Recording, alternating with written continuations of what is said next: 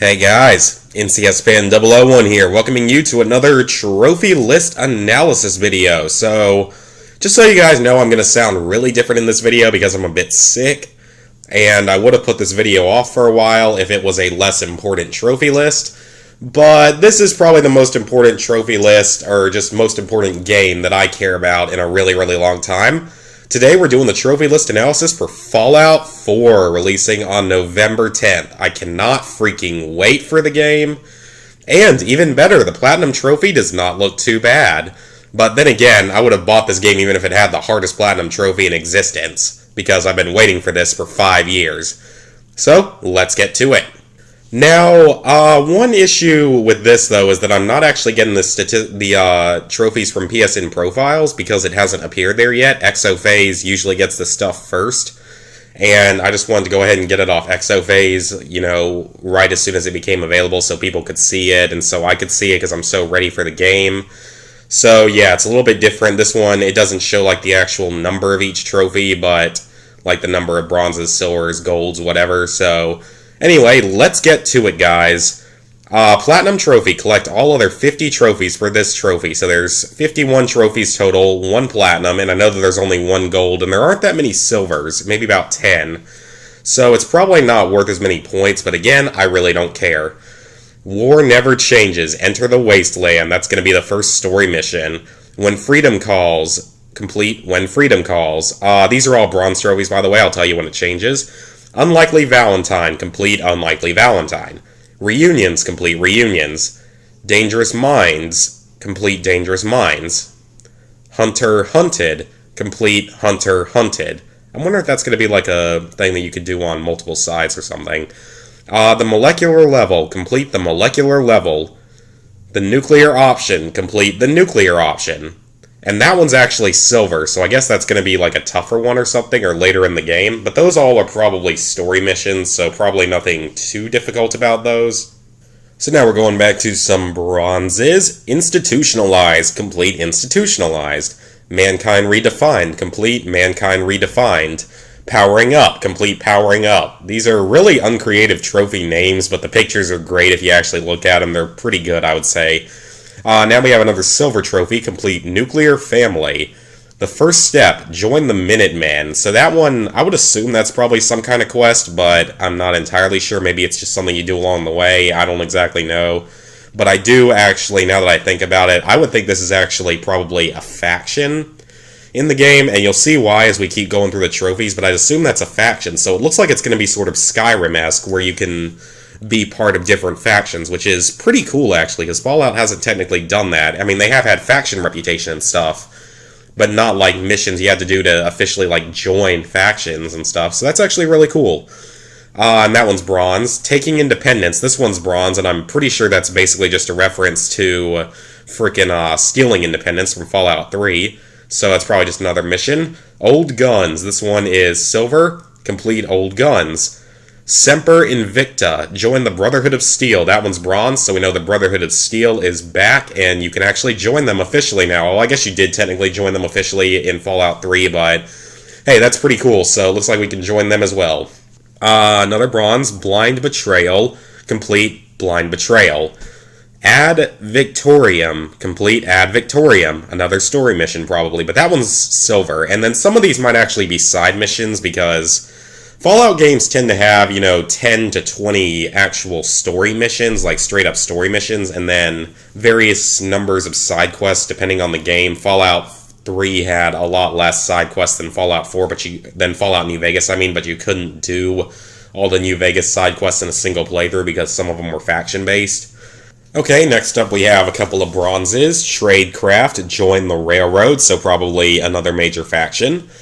Underground Undercover, complete Underground Undercover. Rocket's Red Glare, this one's silver, complete Rocket's Red Glare, so that's probably one of the later missions again, or a tougher mission or something. Sanctuary, complete Sanctuary, we're back to bronzes. Community Organizer, ally with 3 settlements. That's actually really interesting, so it really appears that faction reputation is coming back and karma is not.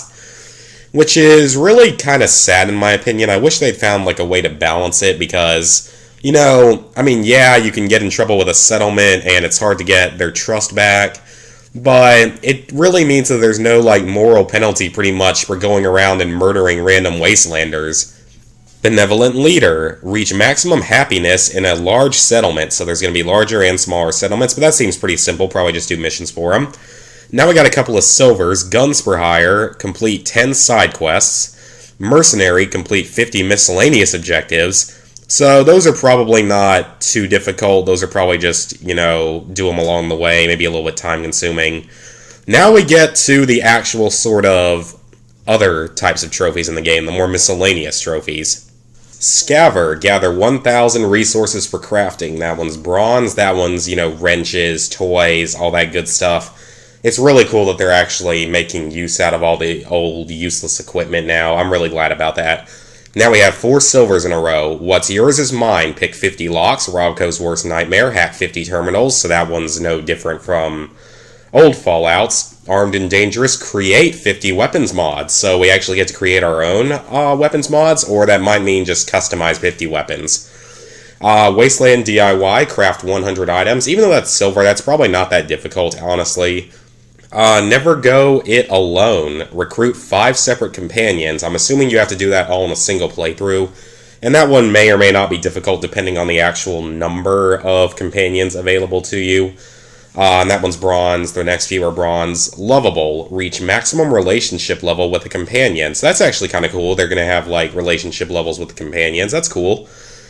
Fixer-upper. Build 100 workshop items. I'm not sure how that's different from what's the other one, like just building, like crafting 100 items. I'm not sure what's different about that, but I guess we'll see. Future Retro. Play a holotape game. Very awesome. It's going to be fun.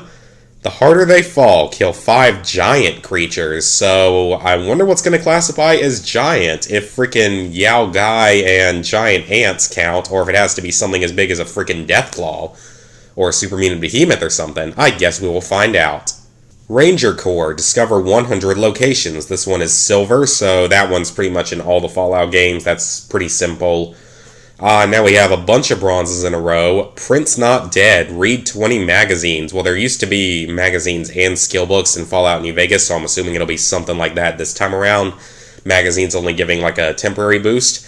This is great. I'm glad they put this one back in. Prankster's Return. Placed a grenade or mine while pickpocketing. It creates a very messy effect, and it's a lot of fun. Mass Hole. Kill 300 people. Animal Control, kill 300 creatures. Those are basically taken from Fallout 3, not necessarily difficult. These two are very interesting. Home Run, get a home run. Touchdown, get a touchdown. So are there like literally sports we can play? Because if so, that is really, really freaking cool. I am very interested to see how that works. Or maybe it's like a sexual innuendo or something. I have no idea. They're Not Dolls. Collect 10 Vault-Tec bobbleheads. They're action figures. This one's silver. Collect 20 Vault-Tec bobbleheads. So I'm assuming there's 20 again, and they probably give you various skill increases or stat increases. Cool to see that they're bringing those back, because they weren't in Fallout New Vegas. Now we're on to our last few trophies. The next two are bronzes. Born Survivor, reach level 5. Commonwealth Citizen, reach level 10. Unstoppable Wanderer, this one's silver, reach level 25. Legend of the Wastes, reach level 50. That one's also silver. From what I've heard, though, the game has basically an infinite number of levels, which is kind of awesome, so like infinite numbers of skill points and stuff. But, so level 50 is the last level that we get a trophy at, so it probably takes a while to get. It takes a long time to get to in Fallout New Vegas, so we shall see. And our last trophy is the only gold. Prepared for the future. Decide the fate of the Commonwealth. I'm assuming that's going to be the final story mission. But we can still play the game even after the story is over, which is great they finally put that in. So overall, this trophy list actually does not look that difficult. It looks like it might even be easier than New Vegas and around like the same level as Fallout 3. Which is cool because Fallout 3 is a little bit easier to platinum than Fallout New Vegas, partially because in New Vegas you have to get like all 4 different faction endings, like you have to work with each of the 4 factions, or each of the 3 factions plus work alone to get all the trophies, and you have to complete the game in hardcore mode. And it sadly looks like hardcore mode and difficulty-based trophies are not going to be coming in this game, which is kind of sad because I kind of wish they would do that because it would give you that extra incentive to play on a higher difficulty, which can make the games more fun at times. But otherwise, it does look like a pretty simple, easy list. It's probably going to be very time-consuming, but again, I really don't care. I've been waiting for this game for 5 years. Like I said, if this was the hardest trophy list in existence, I don't care because I am so just freaking ready to play Fallout 4. Fallout 4 drops on November 10th, and I will be playing it. If it has a midnight release, I will be at the midnight release and playing it by 1 in the morning. I will not be going to class that day. I've got more important things to do with Fallout 4. So, hope you guys enjoyed the video. Sorry about my not being able to talk as well from being sick. And I will see you guys for the next analysis.